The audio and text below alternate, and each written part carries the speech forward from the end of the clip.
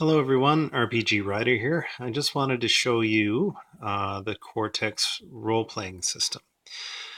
This is one of my favorite games that I've ever played, and I think it's amazing.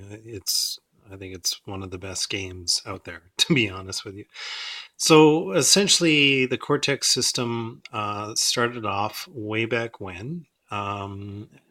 Its first incarnation, or the beginnings of it, were the Sovereign Stone role playing game, which Lester Smith and Don Perrin, uh, did using a lot of Larry Elmore's artwork and basing the material on Margaret Weiss and Tracy Hickman's Sovereign Stone trilogy.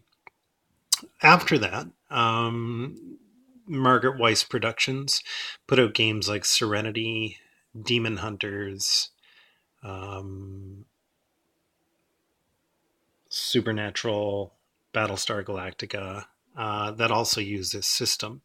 And eventually it became this, which was a toolkit system that you can use to run any genre you want. So you can use it for sci-fi, fantasy, hard science fiction, modern, superhero, whatever you like, you can use this. And what's so wonderful and elegant and awesome about the system is the fact that it's intuitive.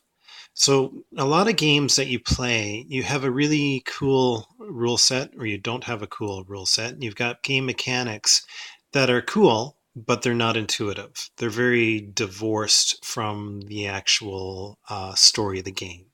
So you could choose to do something, and then you've got to roll 5 dice, keep three, bump one up. So you've got this dice mechanic that's divorced from the story. You have to study the mechanic, and it doesn't work intuitively. Cortex has the benefit of working extremely intuitively. It makes sense. You don't you people get it immediately. That's one of the wonderful thing about the game. Character creation about takes about 10 to 12 minutes because it's so intuitive. It's beyond belief intuitive and wonderful. So that results in a couple of things. Players get to know how to play the game right off the bat, and GMs get to be able to GM stuff on the fly. I can literally take a bunch of photos from the internet, look at the photos, and I can GM the game on the fly looking at the photos and with no prep whatsoever because it's extremely intuitive. And here's how the game works. Essentially, you've got a die type for an ability, and you've got an attribute, and you've got a die type for a skill. So the attributes are like strength, willpower, intelligence, blah blah blah, standardy type of stuff. And you've got some general skills and specialty skills. So creating a character is very easy. You get so many points for attributes, so many points for skills, and usually there's a direct relationship between them. So if you spend 6 points on strength, you have a d6 in strength. If you spend 8 points in intelligence, you get a d8 in intelligence. What you do is you roll your attribute plus your skill die, roll them together, and then you look for a target number, right, based upon what you're doing. And target numbers can be determined by NPCs rolling, or it can be determined by the GM using a scale. 3 is easy, 7 is average, blah, blah, blah. It's extremely intuitive, and the attributes aren't married to the skills. So if you're going to bludgeon someone with a pipe, you can think, okay, I'll use my strength plus the pipe. Or if you use a rapier instead in melee combat, you could say, oh, maybe I'm using my agility, right, my finesse, with the rapier plus the melee weapon skill, or specialty skill sword under melee weapons. You've also got assets and complications that you can buy. Assets will help your character, give you some more dice here and there. Complications will hinder your character, and they give you points to buy assets. The XP system is totally awesome. So you can easily start increasing attributes, which cost a little more, increase skills, buy new skills, etc. Because it's a classless system, meaning you don't have to be a fighter forever.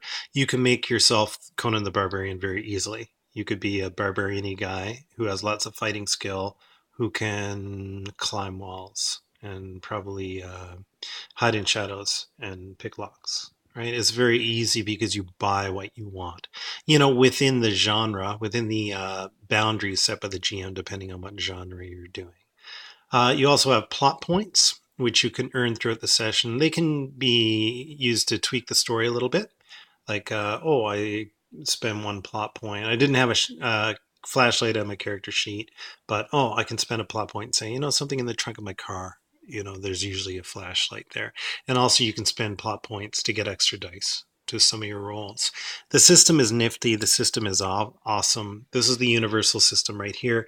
And with each incarnation of Cortex Classic, it's often referred to now, what you've got is you've got a tweaking in the game until you get this, the toolkit, which is absolutely phenomenal. So it's got loads of stats. Oh, I'll mention the other thing that's completely wonderful about it. In the Cortex Classic game, and this is a toolkit, right? So it gives you everything you need to do to pretty much run anything, and pretty much on the fly.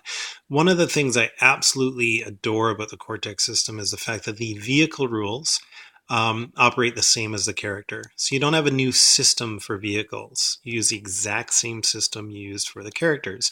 So vehicles will have a agility die. They'll have a willpower die, but they'll just mean something a bit different. So a vehicle's agility would be its maneuverability, and its willpower might be how much you can push out of the engine in a starfighter before you start having problems, right? Or need to make checks. The system is also very lethal and realistic. Because it's intuitive, it's also realistic.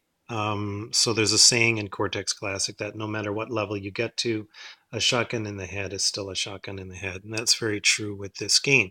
So if you want a realistic, intuitive game that makes sense and actually um, it is really adept at replicating combat and replicating real life. Cortex Classic is a game that you should really check out. Now, the only thing they change with regard to vehicles having the same stats as characters, they change the scale. That's all.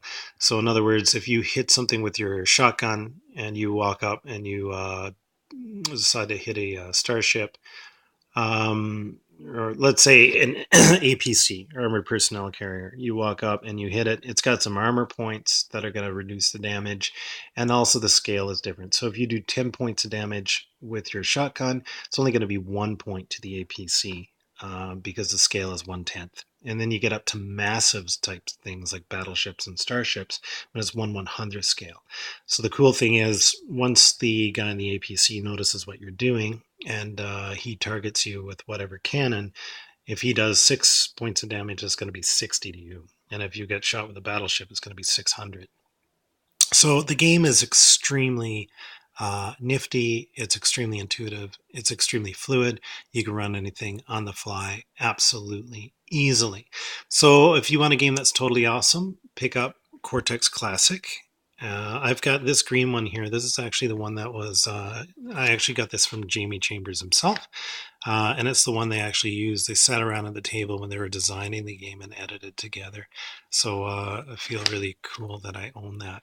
But anyway, pick up Cortex Classic. You know, you've reviews I've seen of the game are only reviewing the early incarnations of it, like Serenity and etc. It eventually became this, the toolkit game that you really need to pick up because it's completely awesome. I absolutely love it. Okay, well, take care, guys. Hopefully you play a game of this.